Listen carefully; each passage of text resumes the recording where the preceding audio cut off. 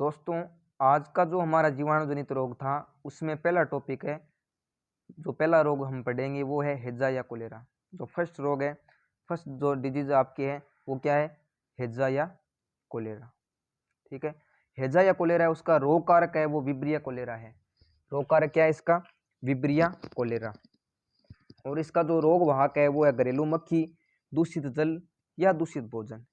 यानी दूषित भोजन और दूषित जल अगर व्यक्ति कोई सेवन करता है तो उसे हैजा या कोलेरा रोग हो सकता है। और अगर कोई व्यक्ति जो हैजा या कोलेरा से पीड़ित है तो उसमें उल्टी या दस्त जैसे लक्षण दिखाई देंगे। अगर किसी व्यक्ति को लगातार उल्टी या दस्त हो रही है तो आपको ये आइडिया लगा लेना है कि उसे हैजा या कोलेरा रोग हो सकता है। इसके लिए आपको जल्दी से जल्दी क्या है, अगर घर में ओआरएस का घोल पड़ा है, ओआरएस का घोल अगर पड़ा हुआ है तो वो आपको देना है। इसके अलावा नींबू है, नींबू और जो नमक है उसके मिलाकर अगर घोल है वो आपके पास मिल जाए तो वो देना है। क्योंकि नॉर्मली क्या है कि घरों में ओआरएस का घोल नहीं मिलता है। तो इसके अलावा जो हैजा या कोलेरा रोग है उसके ट्रीटमेंट के लिए जल्दी से जल्दी आपको डॉक्टर से संपर्क करना है। नेक्स्ट हमारा रोग है दोस्तों टीबी, तपेदिक या क्षय रोग। क्या है? टीबी, तपेदिक या क्षय रोग। क्या है? टीबी, तपेदिक या क्षय रोग, यानी तीनों इसके नाम हैं। इसका रोग कारक है mycobacterium tuberculosis bacillus. Mycobacterium tuberculosis bacillus है इसका रोग कारक है। और संक्रमण है वो रोगी के छींक या खांसी के द्वारा होता है। यानी रोगी या व्यक्ति है वो अगर निरोगी व्यक्ति है उसके ऊपर छींक लेता है या खांसी आ जाती है तो उससे टीबी या तपेदिक या क्षय रोग जो उसका संक्रमण है वो उसके होने की संभावना ज़्यादा से ज़्यादा रहती है। इसके अलावा दोस्तों इसके लक्षण है बुखार का उतार चढ़ाव या वजन में कमी। क्या लक्षण है? बुखार में उतार चढ़ाव या वजन में कमी, लगातार खांसी आना, बलगम यानी बलगम है उसमें खून आना, यानी कंठों से जो बलगम आता है उसमें खून आना, लगातार है वो खांसी आना, बुखार में उतार चढ़ाव होना और वजन में लगातार कमी होना, इसके ये लक्षण हैं। और इसके उपचार के लिए एंटीबायोटिक या बीसीजी का टीका लगाया जाता है। क्या किया जाता है? एंटीबायोटिक या बीसीजी का टीका लगाया जाता है। बीसीजी है, यहाँ बीसीजी की फुल फॉर्म होती है बेसिलस कोलमेट गुरिन, यानी बेसिलस कोलमेट गुरिन या बीसीजी है, उसका टीका लगाया जाता है। इसके अलावा टीबी के उपचार हेतु रोगियों के उपचार हेतु सरकार ने डॉट्स नामक प्रोग्राम चलाया है। सरकार ने क्या चलाया है? डॉट्स नामक प्रोग्राम चलाया है। ठीक है, जिसके अंतर्गत रोगियों को निःशुल्क दवाई 6 माह तक दी जाती है और 500 रुपए की आर्थिक सहायता दी जाती है। 6 माह तक, यानी 6 महीने तक निःशुल्क दवाई दी जाएगी। अगर कोई टीबी के रोग से अगर कोई व्यक्ति पीड़ित है, भगवान करे कोई भी व्यक्ति है वो किसी रोग से पीड़ित ना हो, अगर बाई चांस उसको किसी कारणवश टीबी रोग हो गया है, ठीक है, क्षय रोग या यक्ष्मा भी कहते हैं इसे, ये रोग हो गए हैं, तो इसके लिए डॉट्स नामक जो गवर्नमेंट सरकार है, राजस्थान सरकार है, उसके द्वारा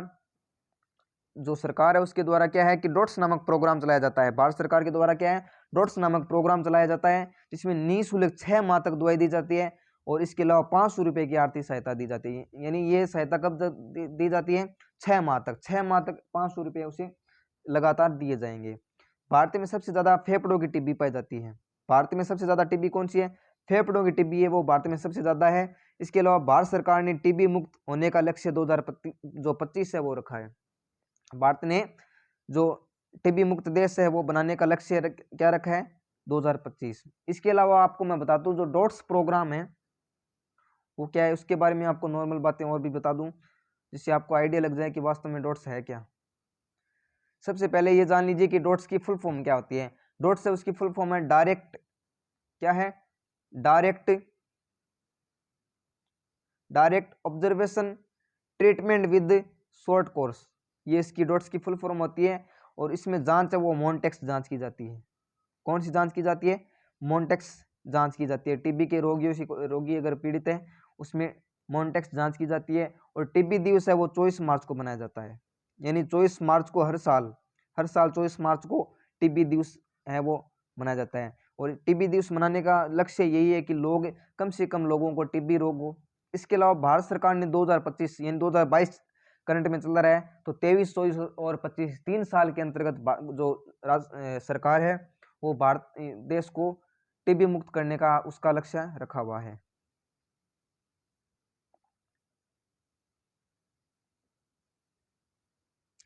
अगला जो डिजीज है दोस्तों वो है कुष्ठ रोग या लेप्रोसी। क्या है? कुष्ठ रोग या लेप्रोसी। ठीक है, इसका रोग कारक होता है माइक्रोबैक्टीरियम लेप्री। रोग कारक क्या है? Mycobacterium leprae. ठीक है, तो लक्षण क्या है? त्वचा पर सफेद धब्बे हो जाते हैं। त्वचा है, ह्यूमन बॉडी है, उसमें क्या है? सफेद कलर के धब्बे हो जाते हैं। कौन से कलर के धब्बे हो जाते हैं? सफेद कलर के धब्बे हो जाते हैं। त्वचा पर क्या है? त्वचा पर सफेद कलर के धब्बे हो जाते हैं। सफेद कलर के धब्बे हो जाते हैं त्वचा पर, जिससे क्या होता है कि रोगी है वो इस रोग का शिकार हो गया, इसे इस लक्षण से पता चल जाता है। इसमें ट्रीटमेंट है वो MDT यानी मल्टी ड्रग्स थेरेपी दी जाती है। इसमें जो ट्रीटमेंट है वो MDT किया जाता है। क्या किया जाता है? मल्टी ड्रग्स थेरेपी है वो कुष्ठ या लेप्रोसी रोग है उसके उपचार हेतु किया जाता है। नेक्स्ट हमारा डिजीज है दोस्तों टिटनस। टिटनस नाम है वो नॉर्मली आपने सुना होगा। ये जंग लगे लोहे से लगता है। किसे लगता है? जंग लगे लोहे से अगर किसी व्यक्ति को चोट लग जाती है तो टिटनस रोग हो जाता है। टिटनस रोग है, उसमें रोग कारक क्या है? रोग कारक है कोलिस्ट्रीडियम टिटेनी। क्या है रोग कारक? Clostridium tetani. ठीक है, संक्रमण है, यह है जीवाणु जंग लगे लोहे पर पाया जाता है। किस पर पाया जाता है? जंग लगे लोहे पर पाया जाता है। किस पर पाया जाता है? जंग लगे लोहे पर पाया जाता है। जो शरीर के अंदर किसी चोट या घाव से प्रवेश करता है, शरीर के अंदर किसी चोट या घाव से प्रवेश करता है। ठीक है, अगर किसी व्यक्ति को ये रोग हो गया तो जबड़ों में अकड़न और शरीर में ऐंठन नामक जो लक्षण है वो दिखाई देते हैं। यानी जबड़ों में अकड़न आ जाती है और शरीर में ऐंठन हो जाती है। ये जो रोग है इसके, टिटनस रोग है, इसके ये लक्षण है।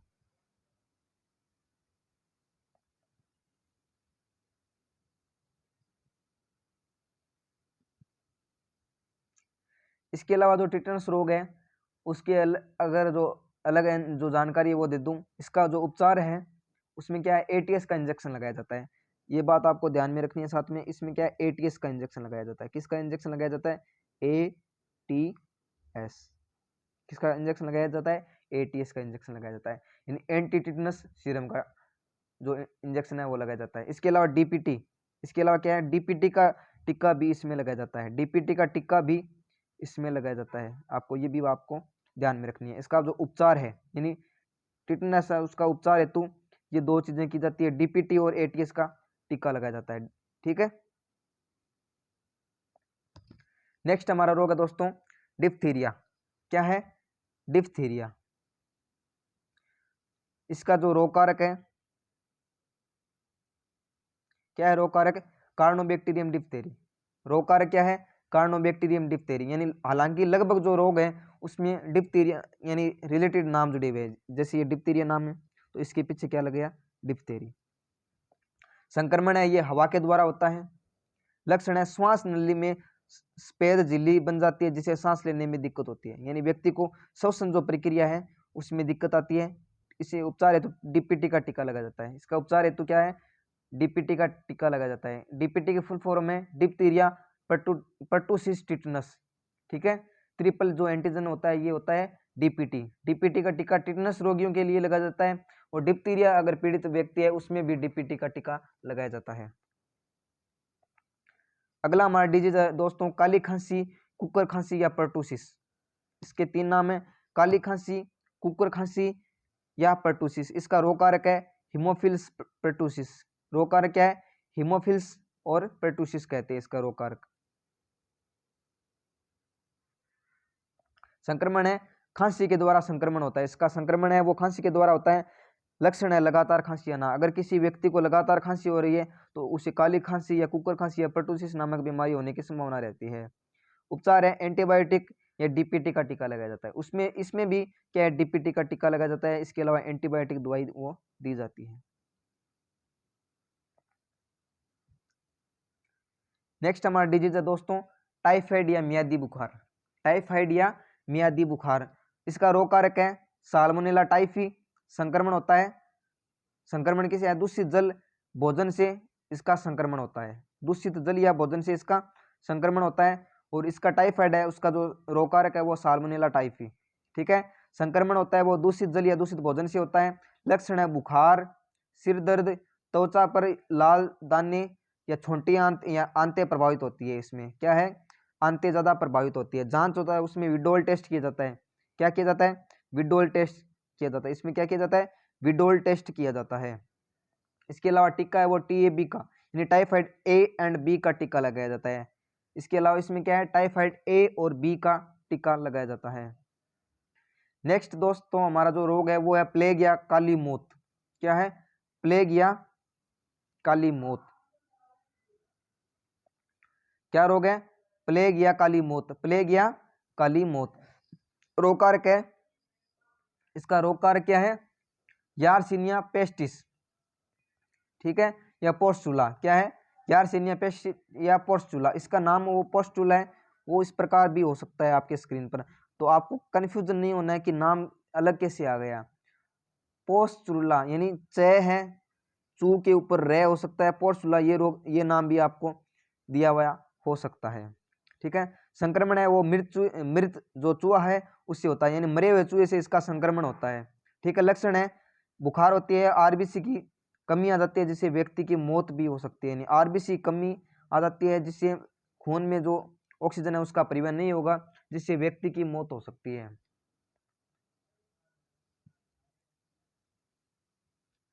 नेक्स्ट डिजीज है वो है गोनेरिया। क्या है, गोनेरिया। गोनेरिया रोग कारक है निसेरिया गोनेरियाई, निसेरिया गोनेरियाई है। इसका रोग कारक होता है संक्रमण है, संक्रमित व्यक्ति से यौन संपर्क द्वारा। यदि किसी व्यक्ति को अगर गोनेरिया रोग हो गया है, उससे अगर अपन यौन संबंध बनाते हैं तो उससे जो गोनेरिया रोग है वो होने की संभावना रहती है। लक्षण है जननांगों के आसपास घाव हो जाते हैं, जननांग होते हैं, जननांग है उनके आसपास क्या हो जाते हैं, घाव हो जाती है। और इसका जो उपचार है वो है डॉक्टर से संपर्क करना।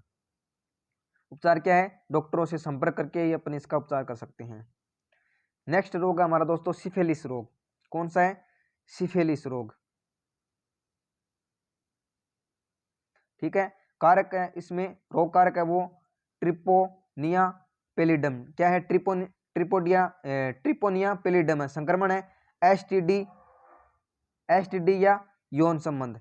ठीक है, इसमें लक्षण है जननांगों में सूजन आना, जननांगों में क्या आ जाती है, सूजन आ जाती है। उपचार है डॉक्टर से संपर्क। क्या है उपचार, डॉक्टर से संपर्क। तो धन्यवाद दोस्तों, आज हमारा जो चैप्टर 4 था जीवाणुजनित रोग, जीवाणुजनित रोग है वो मैंने जीवाणुजनित रोग है वो मैंने एक शूट, यानी जीवाणुजनित रोग इन वन शूट, जैसे कि मैंने थंबनेल बनाया है उसके अकॉर्डिंग आज मैंने जितने भी जीवाणुजनित रोग है जो इंपॉर्टेंट है वो मैंने आपको करवा दिए हैं। ठीक है, इसके अलावा आपको जो नेक्स्ट जो चैप्टर रहेगा उसमें अपन विषाणुजनित रोग है वो पढ़ेंगे। धन्यवाद वीडियो से एंड तक जुड़े रहने के लिए। चैनल को ज़्यादा से ज़्यादा शेयर करना, जिससे किसी भाई को अगर जो पहली बार अगर कंपटीशन की तैयारी करे तो उसको MCQ टाइप के क्वेश्चन, यानी इसमें मैंने ज़्यादा जो थ्योरेटिकली जो टॉपिक है वो लेकर नहीं आता हूँ। तो ज़्यादा से ज़्यादा वीडियो को शेयर करना। धन्यवाद, आपका दिन शुभ।